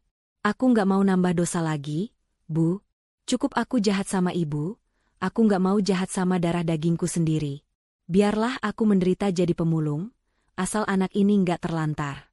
Mungkin ini cara Tuhan menyuruhku menebus dosa-dosaku di masa lalu. Dania terdiam 1000 bahasa. Penjelasan Henry menembus relung hatinya yang paling dalam. Ia melihat transformasi jiwa yang luar biasa pada diri mantan suaminya. Henry yang dulu angkuh dan mengukur segalanya dengan materi, kini telah menemukan nilai kemanusiaan di titik terendah hidupnya. Dia menerima kemiskinan ini sebagai hukuman. Dia merawat Baim bukan karena cinta buta pada Fala, tapi sebagai bentuk pertanggungjawaban moral dan pertobatannya pada Tuhan. Mas. Panggil Dania pelan, suaranya melunak. Selama ini, apa kamu pernah ingat aku? Henry tertunduk malu. Setiap detik, Bu. Setiap kali aku lapar, aku ingat dulu ibu selalu masakin makanan enak yang sering aku celah. Setiap kali aku kedinginan di gubuk ini, aku ingat dulu ibu selalu siapin selimut tapi aku malah tidur memunggungi ibu. Penyesalan itu yang paling menyiksa, lebih sakit daripada kaki yang busuk ini.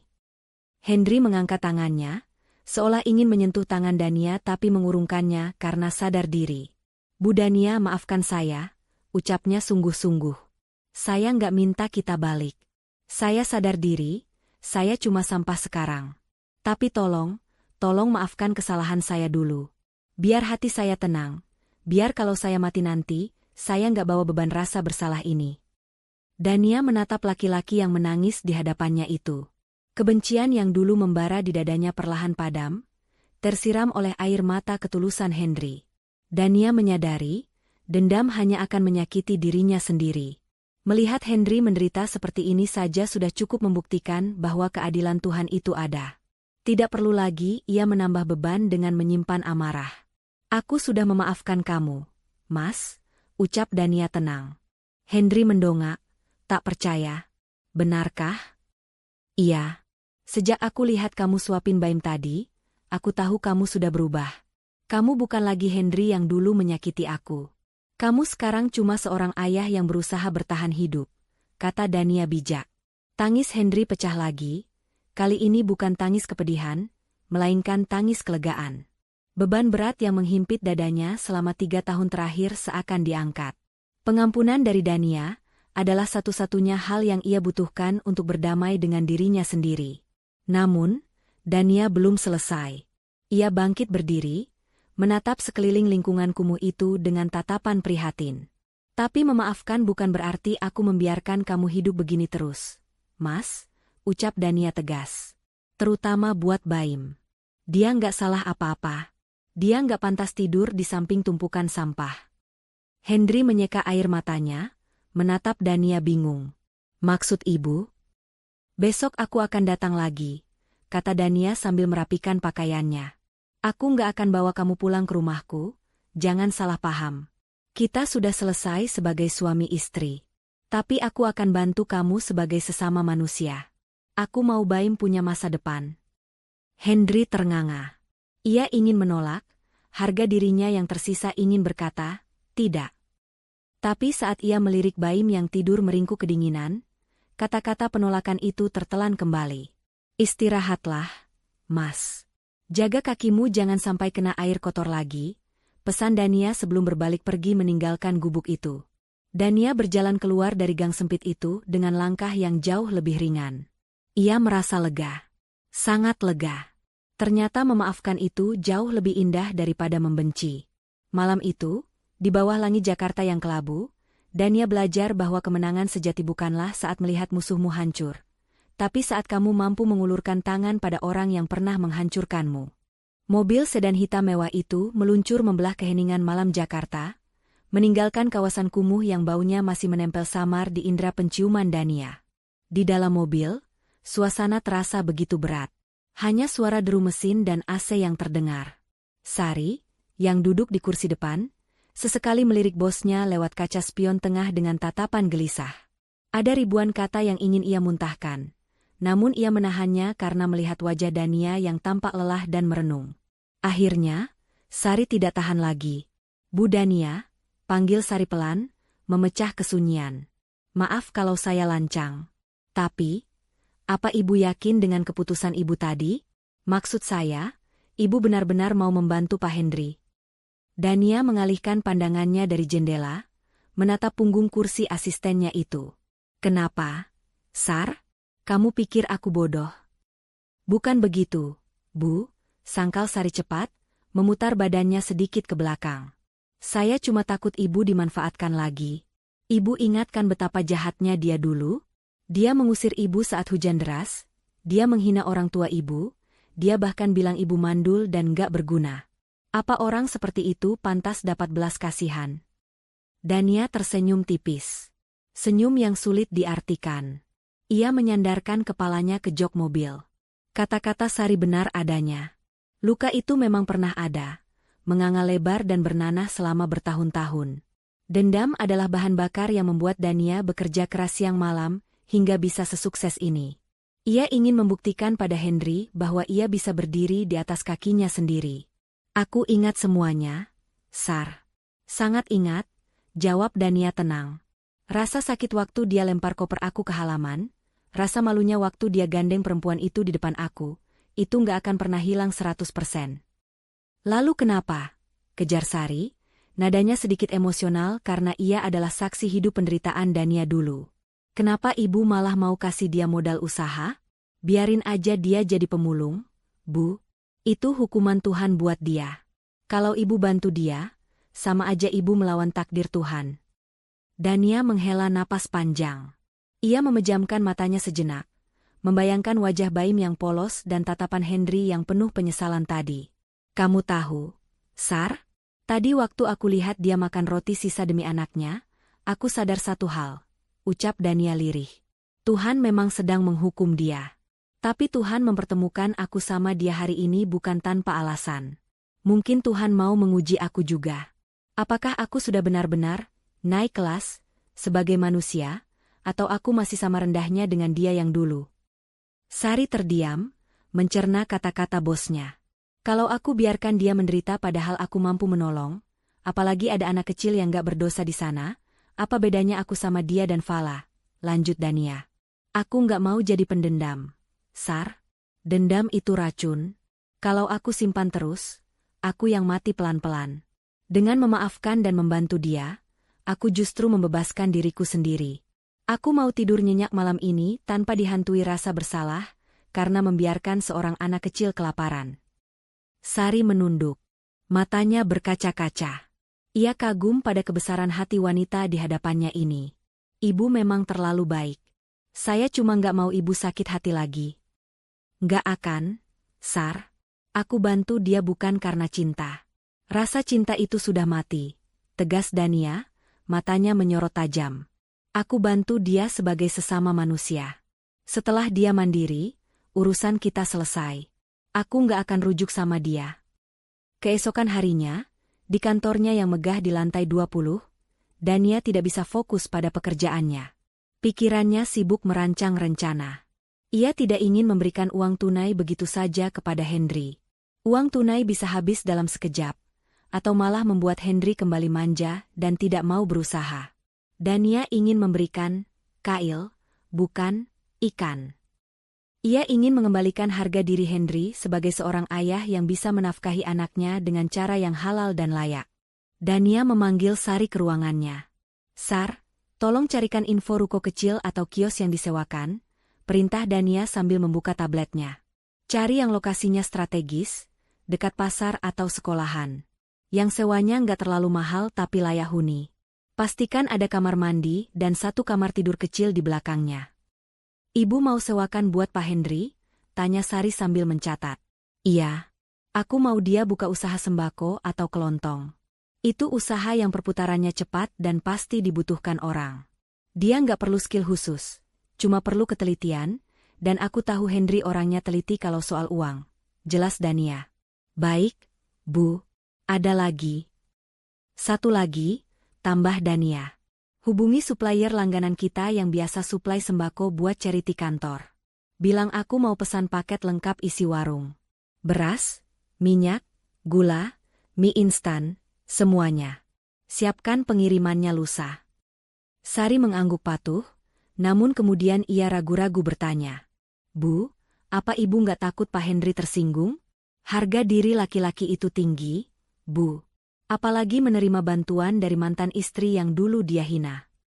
Dania beranjak dari kursi kerjanya, berjalan menuju jendela kaca besar yang menampilkan pemandangan kota Jakarta. Ia teringat tatapan Henry semalam. Tatapan yang sudah kehilangan kesombongannya. Dia sudah nggak punya kesombongan itu lagi. Sar, dia sudah hancur. Justru tugas kita adalah membangunkan lagi rasa percaya dirinya. Bukan sebagai pengusaha kaya, tapi sebagai ayah yang bertanggung jawab. Aku akan bicara sama dia. Aku akan pastikan dia menerima ini bukan sebagai sedekah, tapi sebagai pinjaman lunak atau investasi yang harus dia pertanggungjawabkan. Biar dia merasa tetap punya harga diri. Sore harinya, setelah jam kantor usai, Dania tidak langsung pulang. Ia meminta sopirnya mengantar ke sebuah kawasan pasar tradisional yang cukup ramai di pinggiran kota, namun jauh lebih layak daripada tempat tinggal Henry sekarang. Sari sudah menemukan sebuah kios kecil bercat biru yang cukup bersih. Kios itu kosong. Ada satu kamar kecil di belakang dan kamar mandi dalam. Sederhana, tapi surga jika dibandingkan gubuk kardus di bantaran kali. Dania berdiri di depan kios itu, membayangkan Baim bermain di terasnya yang aman, dan Henry melayani pembeli di balik etalase. Tidak ada lagi bau sampah, tidak ada lagi atap bocor. Ini sempurna, gumam Dania. Namun, keraguan sempat menyelinap di hati Dania. Apakah ini terlalu berlebihan? Apakah orang-orang akan menganggapnya bodoh karena menolong mantan suami yang berkhianat? Suara-suara sumbang dari masa lalu seolah berbisik. Biarkan dia membusuk. Dania. Dia pantas mendapatkannya. Dania menggelengkan kepalanya kuat-kuat, mengusir bisikan setan itu. Ia teringat wajah almarhum ibunya. Ibunya selalu mengajarkan bahwa membalas kejahatan dengan kebaikan adalah bentuk balas dendam yang paling elegan dan menyakitkan bagi musuh, sekaligus paling mulia di mata Tuhan. Saya ambil kios ini, Sar. Bayar sewanya untuk 2 tahun ke depan, putus Dania tegas. Siap, Bu. Dalam perjalanan pulang, Dania merasa dadanya jauh lebih ringan. Gejolak batin yang sempat membuatnya ragu kini perlahan mereda. Ia sadar, apa yang ia lakukan ini adalah penutup yang sempurna untuk masa lalunya. Ia tidak lagi menjadi korban. Ia adalah pemenang. Dan seorang pemenang sejati adalah mereka yang mampu mengangkat orang yang kalah, bukan menginjaknya semakin dalam. Dania mengeluarkan ponselnya, menatap layar yang gelap. Besok adalah hari eksekusi. Ia akan mendatangi gubuk itu lagi untuk terakhir kalinya, membawa tiket kehidupan baru bagi Henry dan Baim. Ia siap menghadapi segala kemungkinan, termasuk jika Henry menolak karena malu. Tapi Dania sudah berjanji pada dirinya sendiri, ia tidak akan pulang sebelum Baim mendapatkan tempat tidur yang layak. Tunggu tante ya, Baim, bisik Dania pelan. Besok kamu nggak perlu takut tikus lagi. Siang itu, matahari bersinar terik seolah ingin melelehkan atap-atap seng di pemukiman kumuh itu. Dania melangkah pasti melewati gang sempit yang kini sudah mulai dihafalnya. Di belakangnya, Pak sopir dan Sari mengikuti dengan membawa beberapa kardus besar. Kehadiran mereka menarik perhatian warga sekitar. Ibu-ibu yang sedang mencuci di pinggir kali berbisik-bisik, anak-anak kecil berhenti bermain bola plastik untuk menonton rombongan orang kaya yang masuk ke wilayah mereka. Dania tidak mempedulikan tatapan-tatapan itu. Matanya terkunci lurus ke arah gubuk kardus di ujung jalan. Hatinya sudah bulat. Hari ini, ia akan mengubah takdir dua manusia malang di sana. Sesampainya di depan gubuk, Dania melihat Henry sedang duduk di tanah, sibuk memilah botol plastik sesuai warnanya. Kaki kanannya yang kemarin diperban Dania kini dibungkus plastik resek, agar tidak kotor terkena tanah. Baim duduk di sebelahnya, bermain-main dengan tutup botol bekas seolah itu adalah mainan paling seru di dunia. Mas Henry, panggil Dania datar. Henry tersentak kaget. Botol di tangannya terjatuh. Ia mendongak, menyipitkan mata karena silau matahari, lalu buru-buru berusaha berdiri meski agak sempoyongan. Rasa malu langsung menyergap wajahnya saat melihat Dania datang lagi, kali ini membawa pasukan. Bu Dania? Gumam Henry, suaranya tercekat. Ia menepuk-nepuk celananya yang kotor, mencoba terlihat sedikit lebih sopan meski percuma. Ada apa lagi ibu kesini? Saya pikir urusan kita sudah selesai kemarin. Dania tidak menjawab pertanyaan itu. Ia menoleh ke arah sopirnya. Pak, taruh kardusnya di sini dulu. Lalu ia kembali menatap Henry dengan tatapan tajam namun tidak memusuhi. Kemas barang-barangmu, Mas. Sekarang, perintah Dania singkat. Henry mengerutkan kening, bingung. Maksud ibu? Kemas mau kemana? Saya nggak diusir warga, kan? Bukan diusir warga, tapi aku yang minta kamu pergi dari sini, jawab Dania tegas. Aku sudah sewakan tempat yang layak buat kamu dan Baim. Ada kios kecil di pasar yang bisa kamu pakai buat usaha, ada kamar tidurnya, ada kamar mandinya. Jauh lebih manusiawi daripada kandang kardus ini. Hening sejenak. Angin membawa bau sampah yang menyengat, kontras dengan tawaran, surga, yang baru saja diucapkan Dania. Bukannya senang, wajah Henry justru berubah keruh. Ia menggeleng perlahan, lalu mundur selangkah. Enggak, Bu. Saya nggak bisa terima. Tolak Henry, suaranya bergetar namun tegas. Sari yang berdiri di belakang Dania membelalak kaget. Pak Henry, Ibu Dania sudah bayar lunas sewanya 2 tahun loh. Bapak jangan tolak rezeki. Diam, Sar. Dania mengangkat tangan, memberi isyarat agar asistennya tidak ikut campur. Ia menatap Henry lagi. Kenapa? Mas? Kamu mau terus-terusan hidup begini? Ini bukan soal saya mau hidup begini atau enggak, Bu. Seru Henry, air mata mulai menggenang di pelupuk matanya yang cekung. Tapi saya tahu diri. Saya ini laki-laki yang sudah menghancurkan hidup ibu. Saya yang bikin ibu menangis darah dulu. Terus sekarang, ibu datang kasih saya rumah? Kasih saya usaha? Di mana muka saya, Bu? Di mana harga diri saya? Henry menunjuk dadanya sendiri dengan tangan gemetar. Hukuman saya belum selesai, Bu. Saya pantas menderita di sini.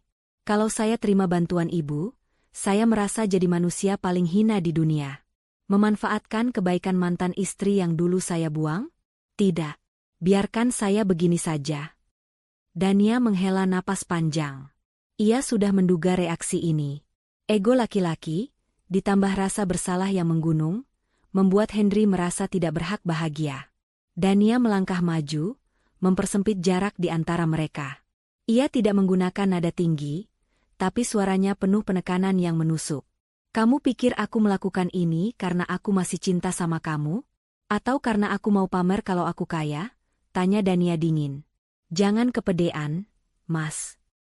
Dania menunjuk Baim yang kini berdiri ketakutan memeluk kaki ayahnya.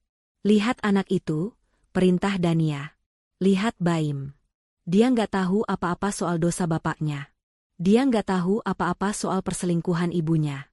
Dia cuma anak kecil yang butuh tempat tidur bersih, butuh makanan bergizi, dan butuh sekolah. Henry menunduk, tidak berani menatap wajah anaknya. Kalau kamu menolak bantuan ini cuma karena gengsi atau karena kamu merasa pantas dihukum, itu artinya kamu egois, Mas, sentak Dania. Kalimat itu menampar kesadaran Henry. Kamu mengorbankan masa depan anakmu sendiri demi menebus rasa bersalahmu. Kamu mau Baim kena penyakit kulit terus-terusan di sini? Kamu mau dia besar jadi pemulung? Gak bisa baca tulis? Cuma gara-gara bapaknya sibuk menghukum diri sendiri. Bahu Henry berguncang. Isak tangis mulai lolos dari bibirnya. Kata-kata Dania benar-benar telak. Tuhan memang menghukum kamu, Mas. Tapi Tuhan juga kasih jalan keluar lewat aku. Suara Dania melunak. Anggap ini utang. Kalau kamu memang punya harga diri, terima bantuan ini, kerja keras di kios itu, sukseskan usahanya, lalu bayar kembali uang sewanya ke aku suatu hari nanti. Itu baru laki-laki. Bukan meratap di gubuk sampah sambil menyeret anakmu ikut menderita. Henry jatuh berlutut di tanah. Kakinya lemas. Ia menangis sejadi-jadinya, menangkupkan wajahnya dengan kedua tangan yang kotor dan kasar.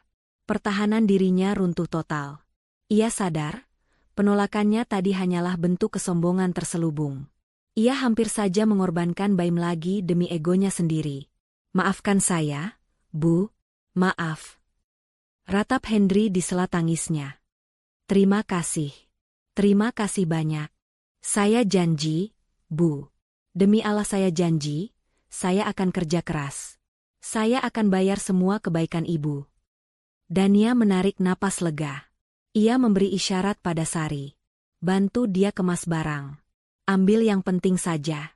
Baju-baju kotor tinggal saja, kita beli yang baru nanti. Sari dan Pak Sopir segera bergerak. Ternyata tidak banyak yang perlu dikemas. Hanya ada satu tas ransel berisi baju lusuh, beberapa dokumen penting yang berhasil diselamatkan Henry, KTP, surat lahir Baim, dan selimut tipis. Sisanya hanyalah sampah. Dania mendekati Baim. Bocah itu menatapnya dengan mata bulat yang bingung.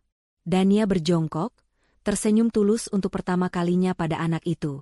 Baim, kita pindah ya, ucap Dania lembut. Tante punya rumah baru buat Baim. Ada lampunya terang, nggak ada tikus, dan nanti Baim bisa sekolah. Mata Baim berbinar seketika. Beneran, Tante? Ada kasurnya? Ada. Empuk banget, jawab Dania. Hore. Ayah. Kita pindah. Ayah, sorak Baim kegirangan. Ia melompat memeluk leher ayahnya yang masih berlutut. Henry memeluk anaknya erat-erat, menciumi pipi dekil bocah itu sambil terus menangis haru. Iya, Nak, kita pindah. Berkat Ibu Dania, malaikat penolong kita. Dania bangkit berdiri, membersihkan sedikit debu di celananya. Ia melihat adegan ayah dan anak itu dengan perasaan campur aduk. Ada rasa haru, ada rasa bangga, dan ada rasa damai yang menyelimuti hatinya. Beban masa lalu yang selama ini ia pikul rasanya melayang pergi bersama angin sore itu. Ayo, Mas. Mobil sudah menunggu. Jangan kelamaan, nanti keburu malam, ajak Dania.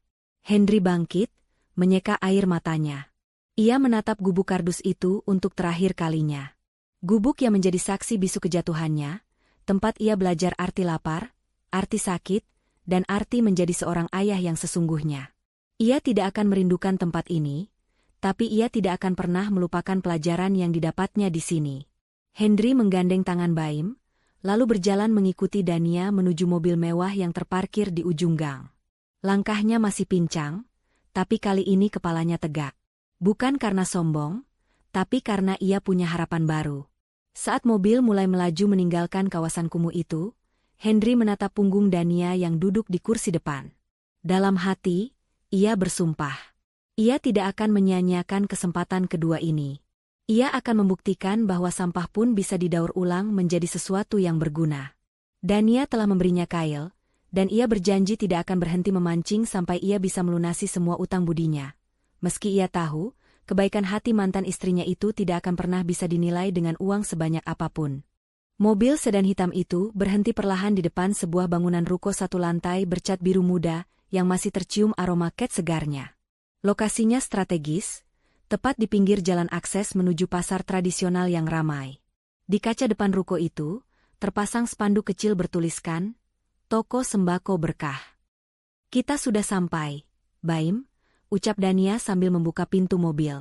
Baim yang sejak tadi menempelkan wajahnya di kaca jendela, langsung melompat turun. Mata bocah itu berbinar takjub melihat bangunan di depannya. Baginya yang selama ini hidup di gubuk kardus gelap, ruko sederhana dengan lantai keramik putih ini terlihat seperti istana raja. "Ini rumah Baim, Tante?" tanya Baim ragu-ragu, takut kalau ini hanya mimpi. "Iya, sayang. Di belakang ada kamar tidur, ada kamar mandi yang airnya bersih, dan ada televisi kecil buat Baim nonton kartun," jawab Dania tersenyum. Tanpa aba-aba, Baim langsung berlari masuk ke dalam ruko yang rolling door-nya sudah terbuka setengah. Teriakan kegirangan terdengar menggema saat bocah itu menemukan kasur busa empuk di kamar belakang. "Ayah, kasurnya empuk banget. Ada bantal gambarnya mobil." Henry berdiri terpaku di teras. Kakinya terasa berat untuk melangkah masuk. Ia menatap deretan rak besi yang sudah terisi penuh dengan beras, minyak goreng, gula, mie instan, dan kebutuhan pokok lainnya. Semua tertata rapi. Aroma beras wangi menyeruak, menggantikan bau sampah yang selama ini akrab di hidungnya. "Masuklah, Mas," tegur Dania yang berdiri di sampingnya. "Cek barang-barangnya. Sari sudah buatkan daftar inventaris di meja kasir. Kamu bisa mulai jualan besok pagi." Henry menoleh menatap Dania. Matanya basah. Ia ingin berlutut lagi untuk berterima kasih, tapi Dania menahannya dengan tatapan tegas. "Jangan berlutut lagi. Kamu sekarang pemilik toko, bukan pemulung. Berdirilah yang tegak," ujar Dania. Henry mengangguk, menelan ludahnya yang terasa kelat. Ia melangkah masuk, menyentuh karung beras dengan tangan gemetaran. Ini nyata. Ini bukan mimpi. Kesempatan kedua itu benar-benar ada di depan matanya. "Bu Dania," suara Henry serak. Saya tidak tahu harus membalas dengan apa. Nyawa saya pun rasanya nggak cukup buat bayar kebaikan ibu." Dania meletakkan sebuah amplop coklat tebal di atas meja kasir. Di situ ada sisa uang tunai untuk modal operasional awal dan uang belanja Baim selama sebulan. "Ingat, Mas, ini bukan sedekah. Anggap ini utang usaha. Aku mau kamu catat setiap pemasukan dan pengeluaran. Buktikan kalau kamu bisa sukses lagi dengan cara yang halal." "Pasti, Bu. Pasti," janji Henry sungguh-sungguh. "Saya akan kumpulkan setiap rupiah keuntungannya untuk cicil uang ibu. Saya janji." 6 bulan kemudian. Matahari pagi bersinar cerah menyinari toko sembako berkah, yang kini terlihat ramai pembeli. Seorang ibu-ibu sedang menawar harga telur, sementara beberapa anak kecil antre membeli es krim. Di balik meja kasir, seorang laki-laki berpenampilan rapi dengan kemeja batik sederhana tampak sibuk namun cekatan melayani pelanggan. Itu Henry. Tidak ada lagi jejak pemulung kusam di wajahnya. Tubuhnya kini lebih berisi, kulitnya bersih, dan rambutnya tertata rapi. Senyum ramah tak pernah lepas dari bibirnya setiap kali menyapa pembeli. "Kembaliannya 2.000 ya, Bu." "Terima kasih, besok belanja lagi ya," ucap Henry sopan. Di sudut toko, Baim duduk anteng dengan seragam TK-nya, sedang mewarnai buku gambar sambil menunggu jam berangkat sekolah. Baim kini tumbuh menjadi anak yang sehat dan ceria. Pipinya gembil, jauh berbeda dengan bocah kurus kering yang dulu merengek gatal-gatal di gubuk sampah. Sebuah mobil sedan hitam menepi di parkiran toko. Henry yang melihat mobil itu langsung menghentikan kegiatannya sejenak. Jantungnya berdesir, bukan karena cinta asmara, tapi karena rasa hormat yang mendalam. Dania turun dari mobil, mengenakan setelan kantor yang elegan. Ia melepas kacamata hitamnya, menatap kesibukan di toko itu dengan senyum puas.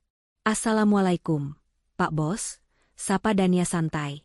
Hendri buru-buru keluar dari balik meja kasir, menyambut Dania dengan sikap hormat. Waalaikumsalam, Bu Dania. Masya Allah, mampir Bu, mau minum apa? Dingin atau hangat? Nggak usah repot-repot, Mas. Aku cuma lewat mau ke proyek, sekalian mau lihat Baim, tolak Dania halus. Baim yang mendengar suara Dania langsung berlari dan memeluk kaki wanita itu. Tante Dania ah. Dania tertawa renyah, mengusap kepala Baim sayang. Halo jagoan. Wah, ganteng banget pakai seragam. Belajar yang pinter ya. Hendri menatap interaksi itu dengan mata berkaca-kaca. Ia kemudian merogoh laci kasir, mengambil sebuah amplop putih yang sudah ia siapkan sejak lama. Dengan tangan sedikit gemetar karena gugup, ia menyodorkan amplop itu pada Dania. Bu, ini cicilan pertama saya, ucap Hendri. Mungkin jumlahnya belum seberapa dibanding total modal yang ibu kasih. Tapi ini murni hasil keuntungan bersih bulan ini. Tolong diterima, Bu. Dania menatap amplop itu, lalu menatap mata Hendri. Ia melihat kilatan harga diri yang telah pulih di sana. Hendri tidak lagi meminta, tapi memberi. Dania tersenyum, menerima amplop itu. Aku terima, Mas. Aku bangga sama kamu. Kamu membuktikan kalau kamu laki-laki yang bisa dipegang omongannya. Ini semua berkat ibu, kata Hendri tulus. Ibu yang memanusiakan saya kembali saat dunia membuang saya. Kita sama-sama belajar, Mas, jawab Dania bijak. Kamu belajar menghargai uang dan keluarga, aku belajar memaafkan dan melepaskan dendam. Kita impas. Suasana hening sejenak, namun terasa hangat dan damai. Tidak ada lagi ketegangan masa lalu. Tidak ada lagi sakit hati. Yang tersisa hanyalah hubungan baik antara dua manusia dewasa yang telah berdamai dengan takdir masing-masing. Ya sudah, aku pamit dulu ya. Lanjutkan kerjamu. Jaga Baim baik-baik. Pamit Dania. Siap, Bu. Hati-hati di jalan. Dania kembali masuk ke mobilnya. Saat mesin dinyalakan, ia melihat dari kaca spion, Hendri melambaikan tangan dengan wajah penuh senyum, sementara Baim melompat-lompat riang di sampingnya. Pemandangan itu begitu indah. Dania menyandarkan punggungnya, menarik napas dalam-dalam dan menghembuskannya perlahan. Dadanya terasa lapang. Sangat lapang. Balas dendam terbaik ternyata bukanlah melihat mantan suami hancur lebur, melainkan melihatnya menjadi manusia yang lebih baik berkat sedikit uluran tangan kita. Hari ini, Dania sadar ia telah memenangkan pertarungan terbesar dalam hidupnya, menaklukkan egonya sendiri. Ia menyetir mobilnya menjauh, meninggalkan masa lalu di spion belakang, dan menyongsong masa depan dengan hati yang benar-benar merdeka. Pesan moral, balas dendam terbaik bukanlah dengan membalas rasa sakit, melainkan dengan memberikan pengampunan dan kesempatan kedua. Membantu orang yang pernah menyakiti kita bukan berarti kita lemah, melainkan bukti bahwa hati kita jauh lebih luas daripada kesalahan mereka. Terkadang, Tuhan mematahkan hati kita agar kita belajar cara menyembuhkan hati orang lain.